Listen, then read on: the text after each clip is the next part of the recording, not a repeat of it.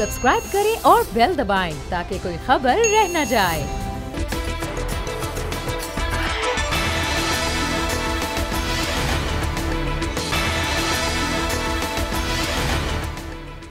अस्सलाम वालेकुम, मैं हूं फैसल अजीज़ खान और आप देख रहे हैं बात होगी।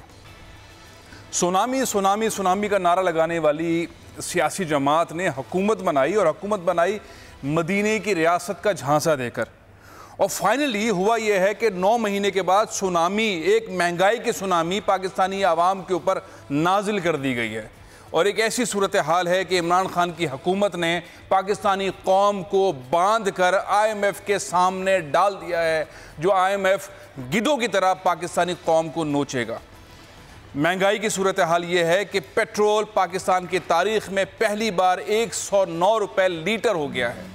इतनी महंगाई पाकिस्तान में कभी देखी नहीं गई। ये वो इमरान खान है जो हमेशा जब भी महंगाई होती थी तो जलसे निकालते थे, एहतजाज करते थे, ट्वीट्स के ऊपर बोलते थे और इतना बोलते थे कि लोग इनके साथ खड़ी होती थी। एक बार नहीं, कई बार इन्होंने सिविल नाफरमानी की मुहिम का भी ऐलान किया। क्या क्या कहते रहे अपने ट्वीट्स के अंदर और किन किन खिताबात के अंदर महंगाई से मुताल्लिक गुफ्तगू करते रहे, आइए मैं आपको दिखाता हूँ। बहुत बड़ा मुजाहरा कर रहे हैं लाहौर के अंदर महंगाई के खिलाफ, और ये क्यों कर रहे हैं?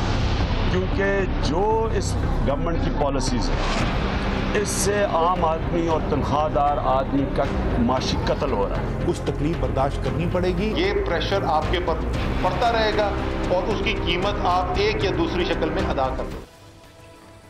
सुना आपने महंगाई के हवाले से इमरान खान साहब किस तरह के जज्बात रखते थे।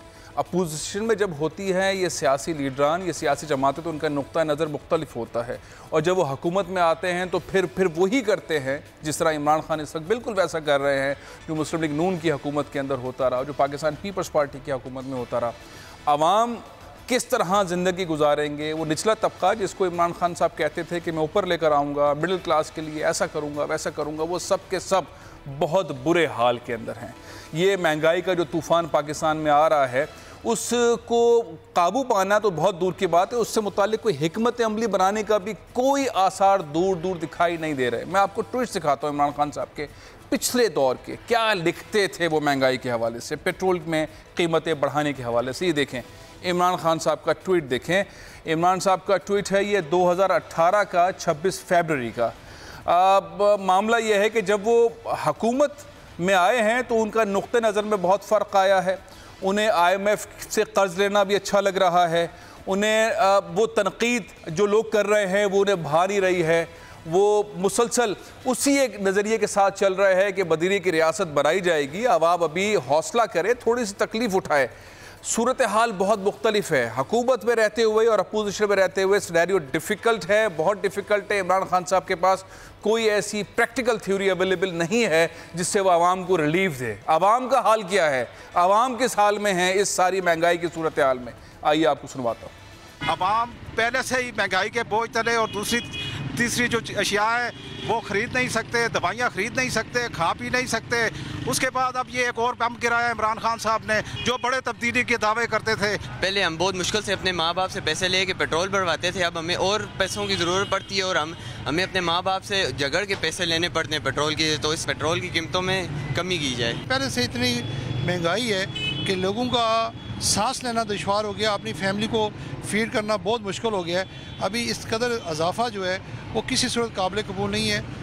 जो दावा इमरान खान साहब ने किया था गुड गवर्नेंस का, वो नज़र नहीं आ रहा। गाड़ी घर छोड़ के आनी पड़ी है, हर वक्त घर से पेट्रोल के लिए इतना खर्चा तो नहीं मिलता है। अब पेट्रोल की कीमतों में इतना इजाफा हो गया, हुकूमत को इस बारे में सोचना चाहिए। जो महंगाई जिस तरह दिन ब दिन महंगाई में इजाफा ही हुआ है, और जो अभी ये पेट्रोलियम के कीमतों में जो मज़ीद इजाफा हुआ है, उससे तो उन्होंने गरीब का चूल्हा जलाने के बजाय उन्होंने तो गरीब का चूल्हा ही बंद कर दिया है। पेट्रोलियम मसनूआत के बढ़ जाने की वजह से आम न सिर्फ तालीमी अदारों के अंदर बल्कि गरीब से लेकर अमीर तक के जो सारी ज़रूरियात ज़िंदगी, इसके ऊपर जो है वो मनफी असरात पड़ते हैं, और इन हालात के अंदर जो है वो आवाम इंतहाई मुश्किलात का शिकार है। तब्दीली सरकार को कहते हैं हम पेट्रोल मुनासिब रेट करें, कोई आवाम के लिए कुछ बेहतर सोचें, तो ये बड़ी आवाम के साथ ज्यादती है। पेट्रोलियम महंगा हो गया है, पहले तो हम घर वालों से लड़ झगड़ के पैसे ले आया करते थे, लेकिन अब ये जो तब्दीली वाली हुकूमत है, ये PTI, पेट्रोलियम महंगा हो गया, हर चीज़ महंगी हो गई, गरीब आवाम को तो जीना ही मुश्किल हो गया है। हम लोगों को तो चलना मुश्किल हो गया, पैदल चल के आते हैं घर से, पेट्रोल के लिए इतने पैसे कहाँ से लाएं?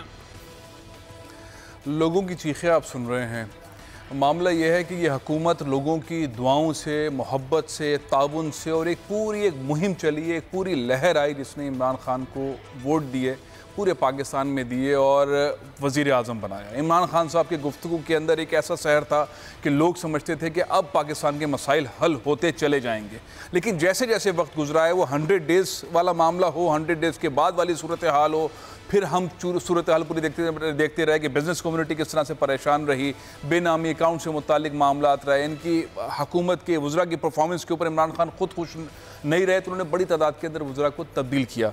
अब पहला रमज़ान, PTI की गवर्नमेंट का पहला रमज़ान आ रहा है, जो कल या परसों इंशाल्लाह पहला रोज़ा होगा। उसमें जो महंगाई का तूफ़ान है वो बिल्कुल बेकाबू है। महंगाई का जिन अवाम के सर पे नाच रहा है और गवर्नेंस मैनेजमेंट टाइप की कोई चीज़ नज़र नहीं आ रही। बहरहाल हमारे साथ इस वक्त PTI के रहनुमा हैं हलीम आदिल शेख साहब, बड़े मुतहर्रिक हैं, हर क्राइसिस के अंदर सीना निकाल के सामने आ जाते हैं, PTI के लिए अपना मौक़िफ़ सामने लेकर आते हैं। लेकिन इस महंगाई वाली सूरत हाल में हलीम आदिल साहब आप कैसे डिफेंड करेंगे? 109 रुपये लीटर पेट्रोल हो गया है, डीजल की कीमतें बढ़ गई हैं, मिट्टी के तेल की कीमतें बढ़ गई हैं, खाने पीने की अशिया बढ़ गई हैं, अद्वियात की कीमतों में 300% इजाफा हुआ है। लोग चीख रहे हैं, चिल्ला रहे हैं। पाकिस्तानी कौम को बांध कर FIA के IMF के सामने इमरान खान साहब की हुकूमत ने डाल दिया है, क्या कहेंगे आप? देखिए, इसके काफ़ी सारे पहलू हैं जो आपने फरमाए हैं अभी। तो मैं कहना चाहता हूं कि IMF को बांध के अगर डालना होता तो शायद पहले महीने में ही डाल दिया जाता। इसका मतलब है कि बांध के नहीं डाला गया। IMF एक हकीकत थी, IMF एक हकीकत है इस बुरान से निकलने के लिए। आज का बुरान नहीं है, ये पिछला 10 साल का, और उसके अगर पीछे भी जाएं तो उसका बुरान है कि जब 6000 अरब से लेकर कर्जे 30,000 अरब तक पहुंचा दिए जाते हैं। और अब देखिए ना कि पेट्रोल हर जगह जो है ये महंगा है। अगर डॉलर के हिसाब से देखते हैं तो इंडिया में तकरीबन जो है वो 1.9 डॉलर जो है वो उधर है, इंडिया में है, बांग्लादेश में। हलीम आदिल साहब, 44 रुपए पर लीटर टैक्स ले रही है government, 44 rupees per litre tax Pakistan में लिया जा रहा है 1 लीटर के ऊपर। ठीक है ना जी, बात यह है कि मसाइल को, या बात यह है कि अगर टैक्स नहीं लिया जाएगा तो कहाँ जाएगा, या फिर कर्जे लिए जाएंगे। बात यह है कि इस मुश्किल हालात से निकलने के लिए एक दफ़ा कौम को मुश्किल वक्त से गुजरना पड़ेगा अगर हमने आगे चलना है। मैं समझता हूँ कि पिछला क्या होता, कॉस्मेटिक अरेंजमेंट हुआ करते थे फौरी तौर पे कि जी ठीक है अपना वक्त अड्डो करे डंग टपाओ, तो पंजाबी में कहते हैं, वो होता था कि फिलहाल वक्त गुजार लो।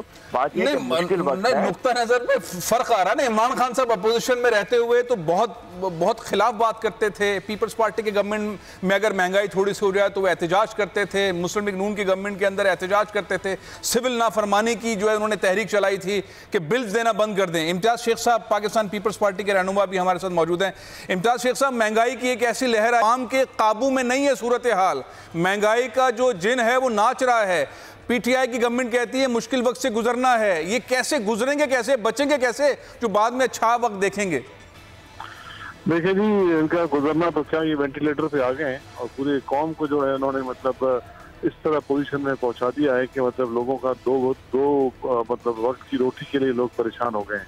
और अभी ये जो नई लहर में महंगाई की आएगी इसका अंदाजा तो मतलब आप अंदाजा ही कर सकते हैं। लेकिन ये सिर्फ उनकी बातें हैं, ना है हुकूमत है, ना है लोग हैं, इनसे पता नहीं चल रहा है, इनसे सूरत हाल काबू नहीं आ रही। पूरा मुल्क उन्होंने IMF को गिरवी रख दिया। आपको पता है कि उन्होंने स्टेट बैंक का गवर्नर भी IMF का मुलाजिम रखा है।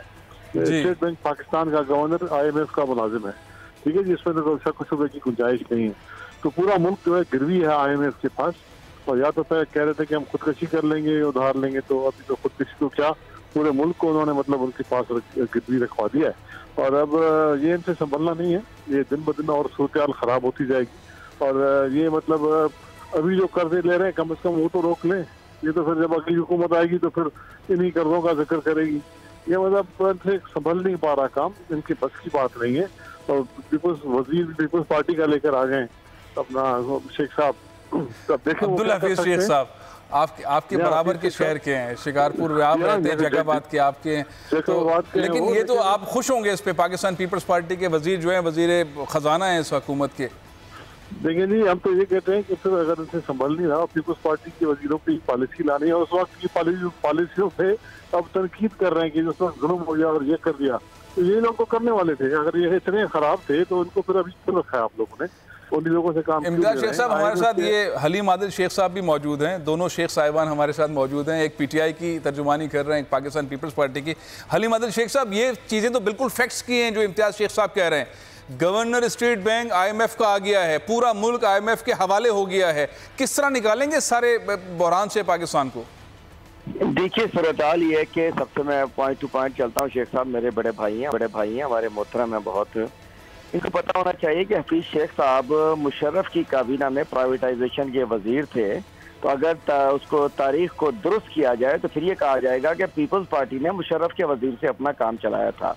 और एक और भी तारीख याद रखनी चाहिए कि 1985 में साहबजादा यकूब अली खान ज़िया-उल-हक के वजीर थे, वजीर खारजा, और वही बीबी के वजीर थे। और माशाल्लाह इम्तियाज शेख साहब भी हमारे साथ क्यू लीग में हुआ करते थे, फंक्शनल में होते थे और मुशर्रफ की टीम के साथ हुआ करते थे। नासिर शाह साहब, इम्तियाज शेख साहब, बहुत सारी लंबी फहरिस्त है, इस्माइल राहू और न जाने कौन कौन।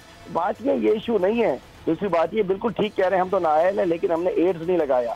इन्होंने तो सूबा सिंध को एड्स लगा दिया है, 150 से ज्यादा एड्स के मरीज हो चुके हैं। कल हेल्थ मिनिस्टर कहती हैं कि जी ये वो जो जंजीर जनी से होता है, जंजीर जनी तो सैकड़ों सालों से हो रही है, और कोई चलते हुए ब्लड की वजह से जंजीर जनी से नहीं होता। सिंध को एड्स 20 लाख बोरियां गंदम की, आटा, रोटी वो चोरी हो चुकी हैं। चले महंगाई में तो भी महंगाई हो रही है ना, मुझे बताएं 20 लाख गंदम की बोरियां कौन खा गया? एड्स क्यों लगा दिया? इनको पीपल्स पार्टी को तो गवर्नेंस पे, करप्शन पे बात करनी नहीं चाहिए। और हफीज शेख तो भाई मुशर्रफ के वजीर थे, तो क्या इनके अंदर मुशर्रफ की रूह आ गई थी? बात ये नहीं है, हालात को देखना चाहिए। मुल्क मुश्किल हालात से गुजर रहा है, लेकिन करप्शन नहीं हो रही है। इनके पास JIT में अलग फंसे हुए हैं, नैब में अलग फंसे हुए हैं, करप्शन केसेस में पूरी आधी की गवर्नमेंट अलग फंसी हुई है। हलीम आदिल शेख साहब देखें, अगर हम फिर भी मुड़ नहीं रहे हैं, रुक नहीं रहे हैं। मेरी गुजारिश सुने, मेरी गुजारिश सुने हलीम आदिल शेख साहब, अगर हम ऑरेंज की बात कर रहे हैं तो एप्पल को साइड पे रखा जाए, ऑरेंज ही की बात की जाए। आप एप्पल को भी बीच में ले आएंगे, गवर्नेंस, करप्शन, मैनेजमेंट, एड्स, ये सारी चीज़ें ले आएंगे, ये अलग टॉपिक है। इस वक्त तो मामला ये है कि रमज़ान कल या परसों शुरू होने वाला है, महंगाई की एक लहर है, उसके लिए हुकूमत की हिकमत अमली क्या है? कोई रिलीफ पैकेज है, कोई डिज़ाइन किया गया है, कोई बिजनेस कम्युनिटी के साथ चलने का मामला है, कोई ऐसी चीज़ है जिसके अंदर लोगों को रिलीफ मिले? जो आप बात कह रहे हैं वो इंपॉर्टेंट है, उस पर भी बात हो सकती है, लेकिन अभी तो महंगाई का सिलसिला है। देखिए, चूंकि हमारे इम्तियाज शेख भाई ने बात की थी, तो जिसके ऊपर कह रहे थे हुकूमत तबाह हो गई, ये हो गया, शफीक शेख आ गया, हमारा आ गया, वो बात तो नहीं, तेरा महंगाई से तो ताल्लुक नहीं। लेकिन इंशाल्लाह हम अपनी बेस्ट कोशिश कर रहे हैं कि आवाम को रिलीफ दिया जाए। इंशाल्लाह रिलीफ पैकेज भी आएगा, चीज़ों को कंट्रोल करेंगे, महंगाई पे कंट्रोल करेंगे। जो नागज़ीर है वो अलग है, लेकिन इंशाल्लाह कोशिश करेंगे कि कदरे ये चीज़ें बेहतर होती रहें। इंशाल्लाह हम इस पर लगे हुए हैं। इमरान खान साहब आवाम को रिलीफ देने के लिए आए हैं। अच्छा, हलीम आदिल शेख साहब, आप टेलीफोन लाइन पर रहिएगा, मैं एड्स वाली स्टोरी भी शामिल करूंगा प्रोग्राम में, अभी आपको एड्स की अपडेट्स भी देता हूं। लेकिन सब क्या पॉसिबिलिटीज़ हैं, किस तरह से रिलीफ दिया जाए? आप भी वोट लेते हैं, पाकिस्तान पीपल्स पार्टी भी वोट लेती है, PTI भी वोट लेती है, तमाम सियासी जमातें आवाम से वोट लेती हैं आवाम को रिलीफ देने के लिए। इस वक्त आपके पास क्या सजेशन है कि इस महंगाई को काबू पाने के लिए PTI को ये हिकमत अमली आप सजेस्ट कर देंगे जिससे लोगों को सहूलत मुहैया हो? देखें जी, हम तो पहले तो मैं इस बात का जवाब दे दूं जो हलीम भाई ने बात की। पहले वो खुद भी किसी और पार्टियों में थे, अभी फिर आ गए हैं उसमें। हम तो इलेक्शन लड़के आए थे, पहले इलेक्शन जीते थे, फिर छोड़ के दोबारा इलेक्शन लड़ी, फिर दोबारा इलेक्शन लड़ी। मतलब हम तो कभी भी पार्टियां तब्दील नहीं की, हमने की है तो मतलब इलेक्शन लड़के लोगों से दोबारा मैंडेट लेकर आए हैं हम। नंबर 1। नंबर 2, जो उन्होंने बात की, अगर आप तहरीक इंसाफ के लोगों की नाअहली की बात करेंगे तो ये फौरन ले जाते हैं कि जी ये हो गया, जी ये हो गया। तो अगर अब तो फिर अगर हमारे ऊपर इल्जाम है तो दवाइयों की जो महंगाई है, दवाइयों में जो करप्शन की है, जिसको वजीर को निकाला गया है, उसके बारे में क्या कहते हैं? वजीर दिफा के करप्शन के केसेस जो नैब में पड़े उसके बारे में क्या कहते हैं? फिर जो चीफ मिनिस्टर KP के पास जो नैब में केस है उसके बारे में क्या कहते हैं? मतलब लंबी लाइन है, पंजाब में लंबी लाइन है, मतलब ये इनके लोगों की है। लेकिन अब मसला ये है कि अभी नैब जो है वो सिर्फ वन साइडेड है और अपोजिशन की जमातों का एहतसाब हो रहा है। अभी जब इनकी बारी जाएगी 2000 में कि देखेंगे उन केसों का क्या होता है जो कि इनके ऊपर कई महीनों से पड़े हैं लेकिन बुलाया नहीं जाता, सिर्फ और सिर्फ अपोजिशन की जमातों को बुलाया जाता है। हमारे केसेस को उठा के कराची से इस्लामाबाद दिया जाता है। मतलब एक दीवार से लगाने वाली बातें हो रही हैं। लेकिन मैं दूसरी बात जो आपने की कि ये इनके बस की बात नहीं है, ये मतलब सिर्फ हवा में चल के तकीज कर सकते हैं, लेकिन इनसे कोई एक कदम पूछे, इनसे पूछें कि इम्तियाज शेख साहब, मेरी गुजारिश ये थी कि एज आप तो सीएम के कैंडिडेट रहे हैं, आप बहुत बड़े ब्यूरोक्रेट रहे हैं, आप लीड करते रहे हैं बहुत सारी पार्टीज को। मैं चाहूंगा कि आप कोई ऐसा सजेशन दें कि आवाम जो इस मुश्किल में फंसे हुए हैं, महंगाई के दलदल में धंस रहे हैं, आप पीछे का कोई मरकजी हुकूमत के हवाले से है। मरकजी हुकूमत में गवर्नेंस, मरकजी हुकूमत में पॉलिसी, मरकजी हुकूमत की स्ट्रेटेजी मुख्तलिफ लोगों से तय करके बनाई जाती है, मुख्तलिफ वजारतों के मातहत होकर बनाई जाती है, इन्फ्लेशन को कंट्रोल किया जाता है। ये वहीं से होनी है ना, सूबाई हुकूमत क्या करेगी इसमें? मरकजी हुकूमत ने ही करना है। अगर डॉलर पे कंट्रोल रखना है तो मरकजी हुकूमत ने रखना है। इनको तो ये पता नहीं चलता डॉलर बढ़ता है, फिर हमने टीवी पे खबर सुनी है।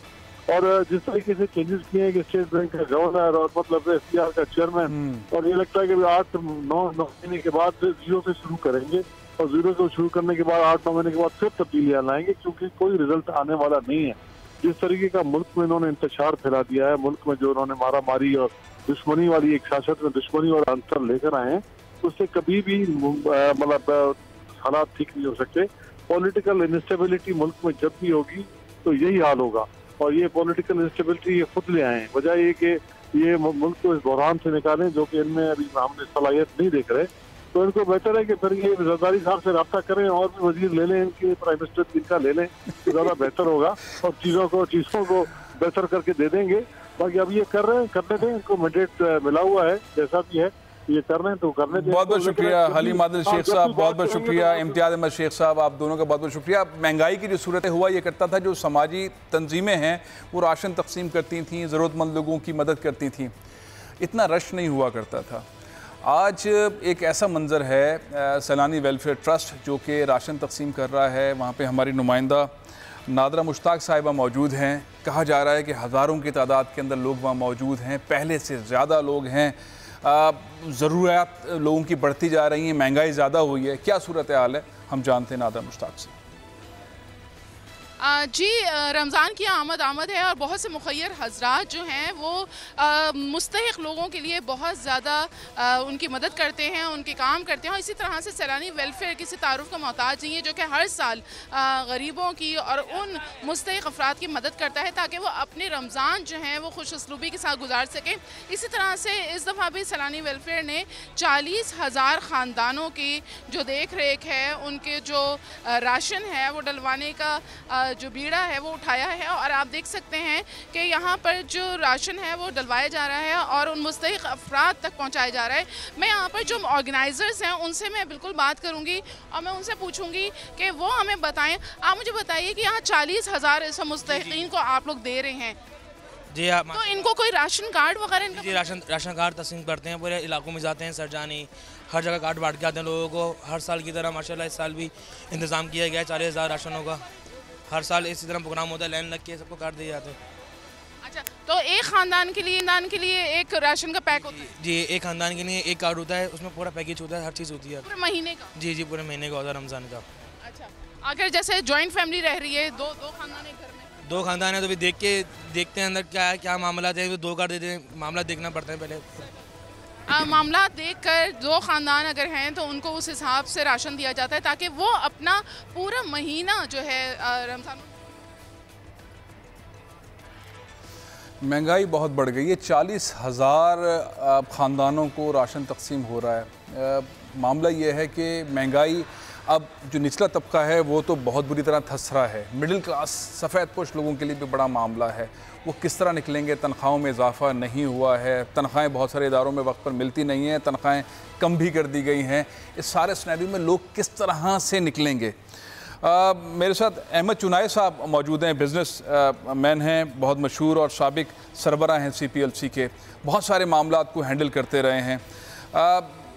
चुनाई साहब, ये जो महंगाई की एक लहर आई है, ये लहर एक ऐसी लहर है जिसके अंदर कोई हमें एंगल नज़र नहीं आ रहा। ये फलाही इदारे काम कर रहे हैं, सैलानी वेलफेयर काम कर रहा है, आलमगीर काम कर रहा है और बहुत सारे ऐसे इदारे काम कर रहे हैं, लेकिन महंगाई को इस तरह काबू पाने के लिए बिज़नेस कम्युनिटी की जानिब से कोई ऐसा बड़ा रोल सामने देखने को नहीं आ रहा। जैसे दुनिया भर के अंदर बहुत सारे इस तरह के मॉडल्स हैं कि जब रमज़ान आता है या ईद के मामला होते हैं या क्रिसमस आती है तो फिर होता ही है कि रियायती जो है मामला चलते हैं, सेल चलती है, लेकिन पाकिस्तान में ऐसा कुछ नहीं बिजनेस कम्युनिटी की तरफ से।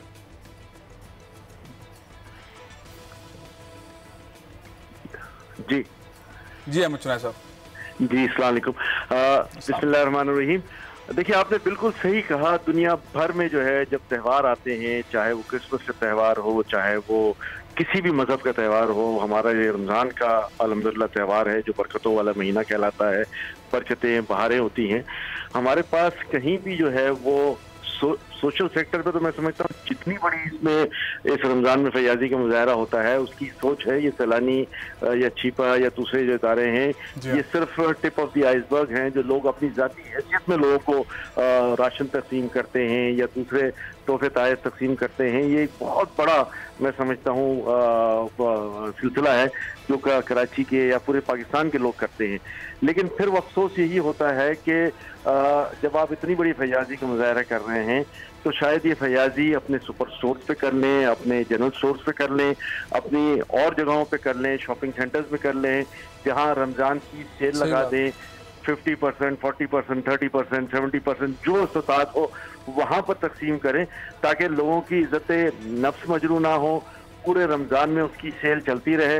आप ये देखेंगे कि रमज़ान से पहले ये जितने भी सुपर स्टोर्स हैं कराची के, मैं कराची की बात करता हूँ, उस पर तिल जरने की जगह नहीं होती, इतना रश होता है कि जितना भी शेल्फ पे माल होता है वो सारा जो है वाइप ऑफ हो जाता है और ऐसा लगता है कि रमज़ान की बहारें जो हैं वो उन एंटरप्रेन्योर्स के लिए ही हैं सिर्फ। लेकिन मैं ये समझता हूँ कि अल्लाह ताला सबका कोई ना कोई रास्ता करता है। कराची के अवाम को, पाकिस्तान के अवाम को ये सोचना चाहिए कि हम अपने लोगों के लिए काम करें, जितने एंटरप्रेन्योर्स हैं उनको जो है। अहमद चुनाई साहब, आपने बहुत सारे क्राइसिस के अंदर रोल प्ले किया, पाकिस्तान में बहुत सारे क्राइसिस के अंदर रोल प्ले किया। कराची में जब बहुत हालात ख़राब थे आपका एक बड़ा रोल होता था। ये भी तो एक क्राइसिस है, महंगाई भी तो एक क्राइसिस है, इसके अंदर आप रोल प्ले क्यों नहीं कर रहे? बड़े बड़े बिजनेस कम्युनिटी, ये बहुत बड़े स्टोर्स के जो मालकान हैं उनके साथ बैठे और ये वाली जो बात अभी आपने की है उनसे डन करवाएं और ये इस तरह का एनवायरनमेंट पाकिस्तान के सबसे बड़े शहर से शुरू होकर पूरे पाकिस्तान के अंदर फैले जहाँ लोगों को रिलीफ मिले। जी बिल्कुल, आपका पॉइंट ऑफ व्यू बिल्कुल ठीक है। हमें इस पर भी बड़ा सीरियसली सोचना चाहिए और हम जो लाइक माइंडेड लोग हैं वो ज़रूर बैठेंगे, लोगों के साथ बात करेंगे कि इस अभी रमज़ान शुरू नहीं हुआ, कल से या परसों से इंशाल्लाह शुरू होगा। इस पूरे रमज़ान में जो है वो लोगों को इस बात की तरफ माइल करें कि जी हम तमाम स्टोर्स पे, तमाम जितने भी हमारे आउटलेट्स हैं जो कंज्यूमर आइटम्स के लोग हैं उन सबको ये पाबंद करें, उनको रिक्वेस्ट करें कि भाई यहाँ पर जो है ये सही मानों में बताया जाए कि जी रमज़ान आया है, बहारों का महीना है, बरकतों का महीना है और सही बरकत इसी में होगी कि हम जो है जितना मुमकिन है डिस्काउंट हो सकता है दें। अल्लाह ताला खुद आपको जो है वो इसमें बरकत देगा। ये हम इंशाल्लाह चैम्बर और फेडरेशन के प्लेटफॉर्म पे जो है वो बैठ कर इसकी बात भी करेंगे और लोगों को इस तरफ जो है वो कायल करने की कोशिश करेंगे। मुझे उम्मीद है मीडिया इसमें रोल जरूर प्ले करेगा, आपके साथ रहेगा। मुझे उम्मीद है कि जब भी आप कोई मामला संजीदगी से लेते हैं तो उसका हल ज़रूर निकल आता है और आपके नेटवर्क के अंदर बड़े बड़े बिजनेस कम्युनिटी के लोग हैं, टाइकॉन्स हैं, अगर ये मामला संजीदगी से लिया गया तो यकीनन इस रमज़ान के अंदर बड़ी तादाद के अंदर लोगों को रिलीफ मिलेगा।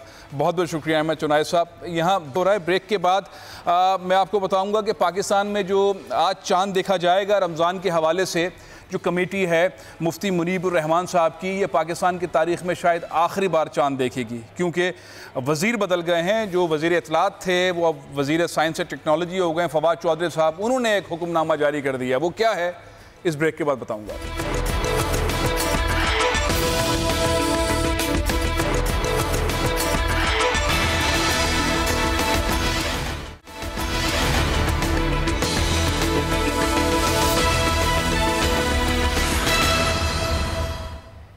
Welcome back. आज चांद देखा जाएगा रमज़ान मुबारक का कि कल पहला रोज़ा होगा या परसों। मुफ्ती मुनीबुर रहमान पर मुश्तमिल जो कमेटी है रूहत हिलाल कमेटी, वो चांद देखेगी। कहा जा रहा है कि ये पाकिस्तान की तारीख़ में शायद आखिरी बार इस तरह से चांद देखा जाएगा क्योंकि पाकिस्तान के वफाकी वज़ीर बराए science and technology Fawad Chaudhry साहब ने एक हुक्मनामा सादर फरमाया है। वो कहते हैं कि 5 रुकनी कमेटी बनाई जा रही है जिसके अंदर स्पार्को के साइंसदान होंगे, साइंस एंड टेक्नोलॉजी के साइंसदान होंगे, महकमा मौसमियात के माहिरीन होंगे और वो पाकिस्तान के आइंदा 10 सालों तक के जो कमरी कैलेंडर है वो बना देंगे, जिसके बाद मुहर्रम से मुतालिक, ईद से मुतालिक, रमज़ान से मुतालिक ये तमाम कॉन्फ्लिक्ट जो हैं वो हमेशा के लिए हल हो जाएंगे। क्या कहते हैं वो, उन्होंने क्या फरमाया है एक ट्वीट के ज़रिए जो आपको भी दिखाया, उन्होंने फिर एक ट्वीट के ज़रिए 1 मिनट का एक अपना पैगाम भी दिया है, उसमें समझाया है। क्या कहते हैं, आइए मैं आपको सुनवाता हूँ। साइंस और टेक्नोलॉजी की मिनिस्ट्री में हमने ये फ़ैसला किया है कि 5 अरकान के ऊपर एक कमेटी कॉन्स्टिट्यूट की जाए, जिसमें मेट के लोग भी होंगे, स्पाको के लोग भी होंगे, और वो हतमी तौर के ऊपर एक जायज़ा लें मॉडर्न टेक्नोलॉजी की मदद से, और एक कमरी कैलेंडर पाकिस्तान का जारी किया जाए। पाकिस्तान में हर दफ़ा हमने देखा है ईद पर, रमज़ान पर, मुहर्रम पर एक कंट्रोवर्सी आती है चाँद को लेकर। तो जब जदीद ज़राए मौजूद हैं और हम एक ख़त्मी तारीख़ का तयन कर सकते हैं, तो सवाल ये है कि फिर हम ये साइंस की जदीद टेक्नोलॉजी है उसको इस्तेमाल क्यों ना करें। रोयत हलाल ख़ुद भी मैंने देखा है कि वो तो दूरबीनों से देख रहे होते हैं, तो जब दूरबीन से ही देखना है जो पुरानी टेक्नोलॉजी है, तो फिर मॉडर्न टेक्नोलॉजीज़ के इस्तेमाल में क्या हर्ज है। हम ये कैलेंडर बना के काबीना के रूबरू रखेंगे, काबीना की मर्ज़ी है वो इसको पाकिस्तान के लिए एक्सेप्ट करे या रिजेक्ट करे। बहरहाल हमारा यहाँ पे यही ख्याल है कि अपना हमारा पाकिस्तान का एक कमरी कैलेंडर होना चाहिए जो जदीद साइंसी असूलों के ऊपर और जदीद साइंसी टेक्नोलॉजी के बुनियाद के ऊपर बनाया जाए, और ये अमल जो है वो इंशाअल्लाह इस हफ्ते से शुरू कर दिया जाएगा। फवाद चौधरी साहब ने एक ऐसी हिकमत अमली बनाई है, अपनी वजारत का सबसे बड़ा उन्होंने कारनामा अंजाम दिया है, और लोग समझते भी यही हैं कि सारी दुनिया के अंदर इंक्लूडिंग सऊदी अरब के अंदर भी ये तय होता है, बहुत सारे ममालिक के अंदर ये तय है चाँद कब नज़र आएगा, लेकिन हम पुरानी टेक्नोलॉजीज़ के थ्रू उसी तरह दूरबीन लगा के छतों पे खड़े होकर चाँद को ढूंढ रहे होते हैं, और ये मंजरनामा मेरे ख्याल है कि मुनासिब नहीं है। ये तस्वीरें मेरा ख्याल है ये तस्वीरें ना चलाएं, जो उन्होंने अपना ट्वीट के अंदर कहा है वो बहुत संजीदा बात है, और बहुत संजीदा बात यह है कि पाकिस्तान के अंदर जो आज चाँद देखा जाएगा, मुफ्ती मुनीबुर रहमान साहब की क़यादत के अंदर जो चाँद देखा जाएगा, वो पाकिस्तान की तारीख़ का आज शायद आखिरी इजलास हो सकता है। आखिरी इजलास के बाद आइंदा जब भी चाँद के बारे में इतलात से मुतालिक मामला होगा, जो वफाकी वज़ीर साइंस और टेक्नोलॉजी फवाद चौधरी साहब ने कहा है कि कमरी कैलेंडर पाकिस्तान का आइंदा 10 साल का बना दिया जाएगा, जिसमें रमज़ान से मुतालिक, तमाम ईदों से मुतालिक और मुहर्रमुल हराम से मुतालिक दिन तय होंगे। तो ये एक अच्छी डेवलपमेंट है। अब देखना यह है कि काबीना इसकी मंजूरी देती है या नहीं, और मुख्तलिफ मकातब फ़िक्र के उलमाए कराम इस पर क्या राय रखते हैं। लेकिन बहरहाल एक अच्छी पेशरफ्त है जिसके ऊपर सोशल मीडिया पे काफ़ी डिबेट हो रही है। एक बहुत संजीदा मामला जिसमें मैं चाहूँगा कि उसको हम डिस्कस करें। पाकिस्तान पीपल्स पार्टी कहती है कि उसने बहुत कम वक्त के अंदर सिंध भर के अंदर बहुत अच्छे हॉस्पिटल्स बनाए हैं, और पूरे पाकिस्तान में सबसे बेहतर हॉस्पिटल जो हैं वो सिंध के अंदर हैं।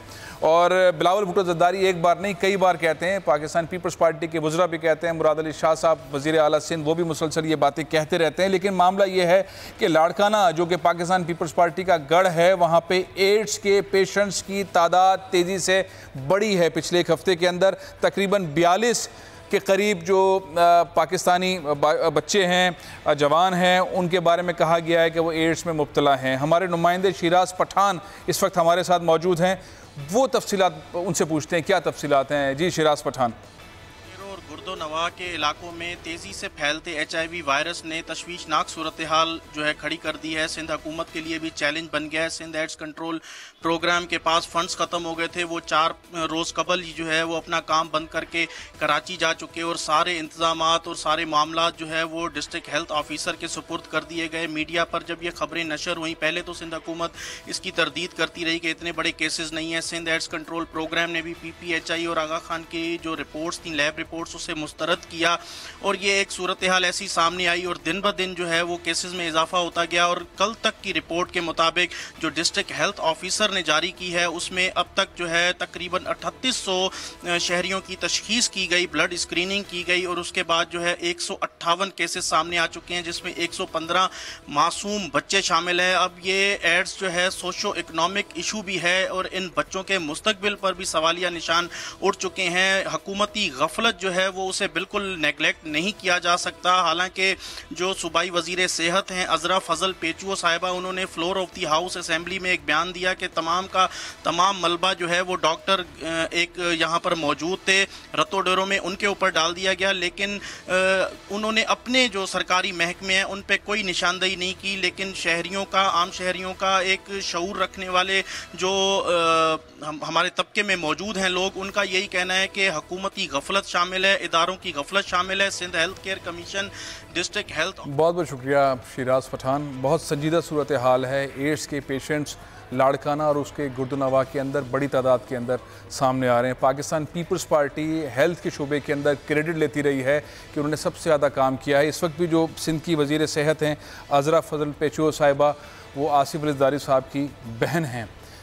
मामला ये है कि इस पर इमरजेंसी नाफिज होनी चाहिए। पोलियो पर तो एक काम हो रहा है, लेकिन एड्स जैसे मुज़र मर्ज से मुतालिक जहाँ इतने पैसे खर्च हो रहे हैं, और हेल्थ से मुतालिक बिलावल भुट्टो ज़रदारी, पाकिस्तान पीपल्स पार्टी की सारी लीडरशिप मुसलसल ये कहती है कि हमने हेल्थ के शोबे के अंदर बहुत ज़्यादा काम किया है, लेकिन चीज़ें बहुत मुख्तलिफ हैं। हमारे नुमाइंदे हैं इमदाद सुमरो साहब, लाहौर बेस्ड हैं, सीनियर कोरेस्पोंडेंट हैं बोल के, लेकिन सिंध के बारे में बहुत ज़्यादा जानते हैं और पॉलिटिकल सिनेरियो को भी बहुत अच्छी तरह जानते हैं। इमदाद सुमरो साहब, ये जो नई चीज़, एक नया चैलेंज पाकिस्तान पीपल्स पार्टी के सामने आ गया है, हेल्थ जिसके ऊपर वो क्रेडिट लेते रहे हैं, वही उसी शोबे के अंदर वीकनेस सामने आई हैं और ख़तरनाक हद तक आ गई हैं। बिल्कुल फैसल साहब, लग यूँ रहा है कि जो दिल के अमराज, कैंसर या बड़े मर्ज हैं, उनकी तरफ सारा फोकस रहा और बेसिक हेल्थ जो है वो उसकी तरफ फोकस नहीं रहा। अब क्योंकि एक चीज खुल के सामने आ गई है कि सिंध में पहले हेपाटाइटिस का इशू था, अब HIV भी सामने आ गया है। पहले पीने के पानी की वजह से लोग जो है हेपाटाइटिस का शिकार हो रहे थे। आपको पता होगा कि गुर्दों का मामला भी सिंध में संगीन हो चुका था, तो अब आ गया HIV का मामला, एड्स का मामला। अभी बात हो रही थी लाड़काना की, थोड़ी देर पहले मैं खबर देख रहा था कि मीरपुर खास में भी कुछ इस तरह के केसेस सामने आए अब, और सिंध की जो अलार्मिंग सिचुएशन सामने आई है, और उसका जाहिर है जो हुकूमत सिंध उसकी बराह रास्त जिम्मेदार है। पिछले 10 साल से सिंध में पीपल्स पार्टी की हुकूमत है, अब तो 11वां साल मुकम्मल होने को है, तो पीपल्स पार्टी और हुकूमत सिंध इसकी बुनियादी जिम्मेदारी उनके ऊपर आयद होती है। और उन्होंने जो एक चीज जो हेल्थ के अंदर जो क्रेडिट लेते हैं, अब वो क्रेडिट कम से कम इन मामला के बाद सामने आ रहा है कि पीपल्स पार्टी बेसिक हेल्थ जो है, जहां से बाकी अमराज फूटते हैं, वहां पर अभी तक नाकाम हो चुकी है, नाकाम हो रही है। इमदाद, आप अंदरूनी सिंध आते जाते रहते हैं, हेल्थ के शोबे के अंदर जहां पाकिस्तान पीपल्स पार्टी मुसलसल ये कहती रही है कि हमने बहुत ज़्यादा काम किया, ये एक नई चीज़ जो सामने आई है जिसके बारे में शायद लोगों को इतना अंदाज़ा नहीं था, लेकिन निकल के ऐसी खबरें आ रही हैं जिसमें एक्सपोज हो रही है उनकी हिकमत अमली। वैसे अंदरूनी सिंध के अंदर क्या हालात हैं, किस तरह के हालात हैं, कितने तरक्की के 11 सालों के अंदर पाकिस्तान पीपल्स पार्टी ने काम किए जो आपकी नज़र से गुजरे हो? अच्छा, वो यूं नजर ये आ रहा है कि जो सेटअप, पुराना सेटअप था, जो सरकारी अस्पताल जो तहसील से लेके डिस्ट्रिक्ट हेडक्वार्टर के अस्पताल हैं, वहाँ पे कोई खास बेहतरी नहीं है। मशीनरी भी आ जाती है, मुख्तलिफ जो लेबॉर्ट्रीज भी कायम हो जाती है, लेकिन जो स्टाफ है या जो एक सिस्टम है, सिस्टम अभी तक नहीं बना पा रहे। ये इनकी नाकामी है या उस पर तरफ इनका तवज्जो नहीं है पीपल्स पार्टी का या पूरी हुकूमती मशीनरी का, सिस्टम नहीं बन पा रहा। यानी ये छोटे छोटे मामला है, छोटे छोटे टेस्ट हैं जो बुनियादी टेस्ट, अगर जो लोग आते हैं वहां पे तो उनके हो जाते होते, ब्लड टेस्ट होते हैं, तो उनसे सारी चीजें सामने आ सकती हैं और उसको क्योर किया जा सकता है, फैलाव रोका जा सकता है। बहुत बहुत शुक्रिया इमदाद सुमरो साहब। बहुत इमदाद सुमरो जो है मुसलसल सिंध के मामला पर नज़र रखते हैं, और मैंने जानबूझ के इसलिए उन्हें लाइन पर लिया कि लाहौर बेस्ड हैं और ज़रा फासले से देखते हैं सिंध के मामला को, तो वो ज़रा सही तज्जिया कर सकेंगे। मैं इस खबर से पहले आपसे डिस्कस कर रहा था कि फवाद चौधरी साहब ने एक फ़ैसला किया है, जो साइंस और टेक्नोलॉजी के वज़ीर हैं, कि रूहत हिलाल कमेटी का जो इजलास हो रहा है वो आइंदा से शायद नहीं हो पाएगा, और वो 10 साल का कमरी कैलेंडर जो है, कमरी कैलेंडर बना देंगे जिसमें तमाम ईदों की, मुहर्रमुल हराम की, रमज़ान से मुतालिक चांद की सारी तारीख़ें तय होंगी। इस पर मैं चाहूँगा मुफ्ती मोहम्मद नईम साहब वो टेलीफोन लाइन पर मौजूद हैं, मोहतमिम हैं जामिया बनूरिया कराची के। मुफ्ती साहब, ये सारी दुनिया के अंदर जदीद तरीक़े इस्तेमाल होते हैं चाँद को देखने के, पाकिस्तान में बहुत पुराने तरीके इस्तेमाल हो रहे हैं। अब फवाद चौधरी कहते हैं कि हम साइंस एंड टेक्नोलॉजी स्पार्को को इस्तेमाल करेंगे, साइंस एंड टेक्नोलॉजी के लोगों को इस्तेमाल करेंगे, महकमा मौसमियात के लोगों को इस्तेमाल करेंगे और 10 साल का कैलेंडर बना देंगे, चाँद का फैसला कर देंगे, तो ये ठीक रहेगा? बिस्मिल्लाहिर्रहमानिर्रहीम। फवाद चौधरी साहब की जो बात है ना, ये पाकिस्तान में इख्तिलाफ और इंतशार को बहुत फैलाएंगे। अच्छा। दूसरी बात ये है कि आपने ये जो कहा कि और मुल्कों के अंदर जो है वो साइंस इस्तेमाल होती है, सऊदी अरब के अंदर तमाम अरब ममालिक में रुयत हिलाल कमेटी बनी हुई है। मैंने खुद वहाँ नमाज पढ़ी, वहाँ ईशा के बाद 1 घंटे बाद ऐलान हुआ कि आज जो है रमजान नहीं हुआ। कभी ऐलान होता है ईद नहीं हुई, तो मालूम हुआ कि वो लोग कैलेंडर पर नहीं चलते, रुयत पर। और हुजूर सल्लल्लाहु अलैहि वसल्लम ने फरमाया है कि रमजान रखो चांद देखकर और ईद करो चांद देखकर। और इसमें कोई अयूब खां के जमाने में ये इख्तिलाफ खड़ा हुआ था। अगर फवाद चौधरी साहब चाहते हैं कि पाकिस्तान में 100 ईदें हों तो ये इख्तिलाफ खड़ा करें, वरना ये रुयत हिलाल कमेटी बनाने वाली हुकूमत है। मुफ्ती मुजीबुर रहमान साहब को हुकूमत ने बनाया है, रियासत ने बनाया है।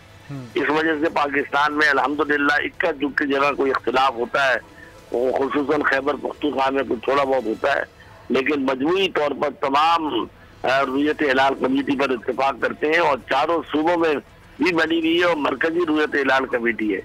ये इस तरह कहकर मौजूदा साइंस जो है वो रोजाना उसके तब्दीली होती रहती है। जो नबी अलैहिस्सलाम का तरीका है उसी के मुताबिक होगा। अगर उसके अलावा उन्होंने कोशिश की तो ये देख लें कि मजहबी तबका जब इनकार कर देगा, तो अयूब खां के ज़माने में जब इनकार किया था तो तमाम दुनिया ने मजहबी तबके को माना था। तो मिंबर और महराब की बड़ी हैसियत है, लिहाजा अगर उनको कोई इख्तिलाफ है तो पहले अपनी मरकजी रुयत हिलाल कमेटी जो हुकूमत की बनाई हुई है उनसे बात करें, उनको उन उलमा को एतमाद मिले, उसके बाद हो बैठकर इस तरह टीवी पर ऐलान। बहुत बहुत शुक्रिया मुफ्ती मोहम्मद नईम, बहुत बहुत शुक्रिया मुफ्ती साहब। मामला यह है कि मुख्तलिफ मकातब फ़िक्र के जो उलमाए कराम हैं, जब तक उनको साथ मिला के फवाद चौधरी साहब आगे नहीं बढ़ेंगे तो मसला हल नहीं होगा। उनकी जो तजवीज़ है वो मुफ्ती मोहम्मद नईम साहब कहते हैं कि काबिल कबूल नहीं हो सकती, उससे इख्तलाफात बढ़ेंगे। प्रोग्राम यह ख़त्म कर रहा हूँ, इंशाअल्लाह रमज़ानुल मुबारक में आपके सामने पेश होऊंगा। इजाज़त दीजिए, अल्लाह हाफ़िज़। सब्सक्राइब करें और बेल दबाएं ताकि कोई खबर रह न जाए।